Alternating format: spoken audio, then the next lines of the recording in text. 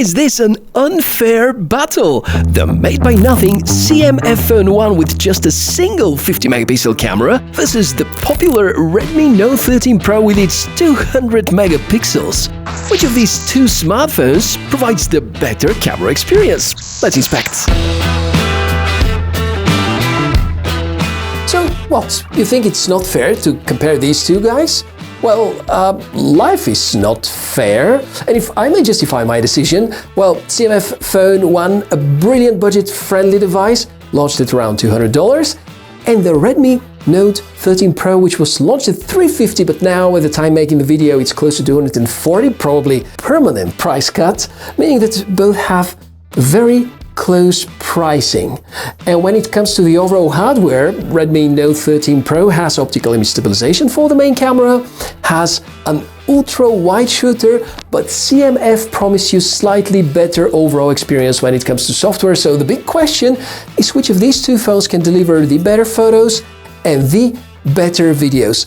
A lot of samples, and of course I'm going to talk about the overall performance from time to time throughout this episode, so stay tuned. Watch in the highest possible resolution that your device supports and be ready to hit the pause from time to time. Let's go!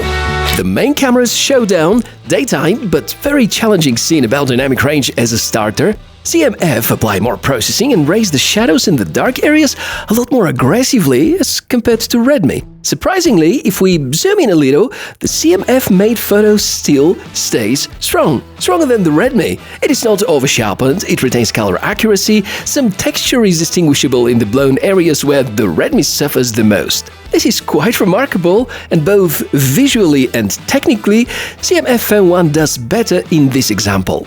Another one, and here's the double zoom function. There's a lot more contrast and sharpness added by the Redmi device. And at the first sight, you may think it is the better shot. Since I live in the city, I can assure you that the color science by CMF is much closer to the reality.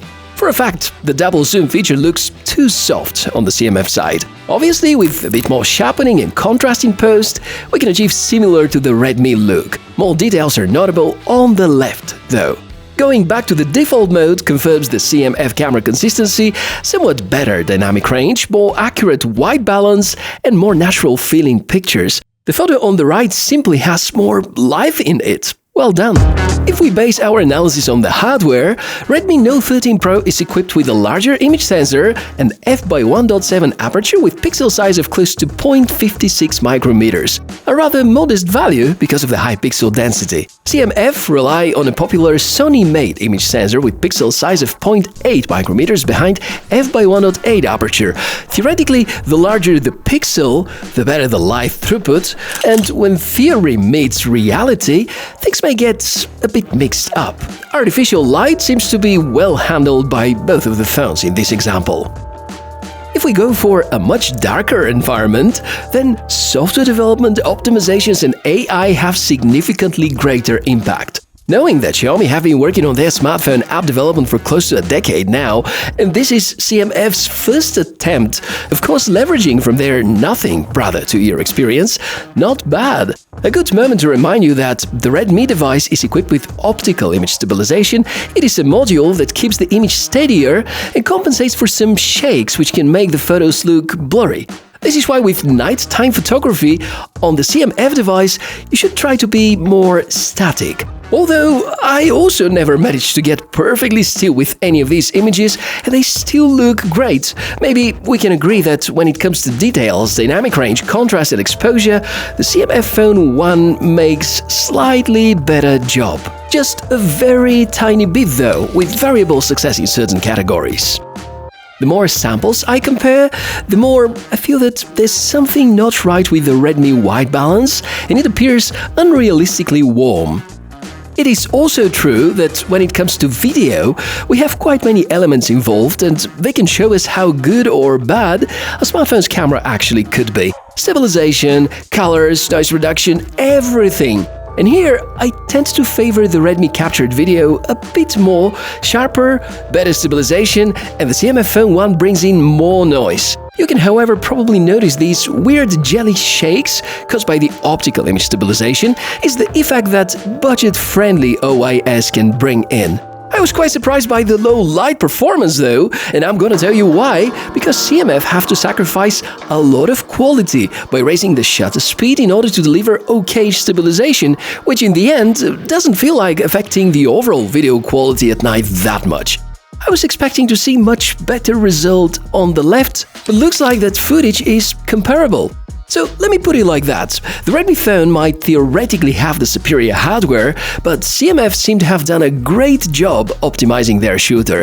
It is better about dynamic range and photos overall, not as consistent at dark, but I feel that it is rather parity in the end of the day. If I have to pick my personal favorite, I'm gonna stick with the CMF Phone 1 because of the hope that they might bring in some camera improvements over time, something that rarely happens with Xiaomi-made devices. The big advantage of Redmi Note 13 Pro is the extra ultra-wide camera. I have to admit that I do miss such one with the CMF phone. Many people think of it as being a gimmick, but I'm already so used to counting on ultra-wides that I often felt weird when I can't zoom further out while testing the Phone 1. These ultra-wide implementations on non-flagship devices are only good for daytime photography and are quite basic, but so much fun when it comes to catchy and creative angles. So if having an extra ultra-wide camera in this price range matters to you, then Redmi is the only out of these two which can deliver. A side note here, both phones have one extra camera on the back, but I'm happy to completely ignore the existence of such. Redmi deploy a 2-megapixel macro camera with a fixed focus and quite questionable effectiveness, while CMF use this 2-megapixel Smart Sense made sensor for a depth module in order to support the portrait mode. Wonder which is better? Dare to share with me in the comments. My 2 cents are that Xiaomi tend to overprocess the portrait mode, all the lights are turned into big bokeh spots, and maybe the separation between the subject and the background is too aggressive and sharp for my taste. I obviously tend to enjoy more the less contrasty snaps made by CMF. Feel free to disagree with me, though. As for the front cameras, feels like an easy win for CMF Phone 1. In daytime, results are quite close, both about photos and videos. When it is dark, CMF Phone 1 shines. So much more details, and it's sharper, as if it is in another league. Not better than any flagship of 2024 though, but looks like this is yet another Xiaomi-made device where the selfie camera gets a bit neglected. That has been so much fun, and I can tell you I've been as curious as you are. I think these two smartphones are an excellent proof that in the past couple of years, it's not the hardware spec sheet that makes a device to stand out. It's more about the synergy between hardware and software, where the software allows a device to extract as much as possible out of the hardware in order to deliver exceptional performance, which very well refers to Apple's philosophy after all. Well, if I have to drill it down to a simple choice, if you need an ultra-wide camera at this budget price point, if you need optical image stabilization, although we can see that in daytime performance it doesn't really matter, if you need more creativity options through the camera app, yeah, the Redmi Note 13 Pro is an excellent choice. But when it comes to simplicity, when it comes to consistency, it's the CMF Phone 1 that really won me over. So, which is your favorite out of the two, and why? Let me know in the comment section below the video, or maybe if you can point to the best shooting camera smartphone around $200. Let's dive and see what you have to say in the comment section below the video. Thank you very much for watching this episode. It's been so fun to prepare all of that, and I have more coming in the next few days. Therefore, give me a like, subscribe to the channel for more cool tech inspections, and I, Michael the Tech Mishka, wish you a fantastic day. Bye!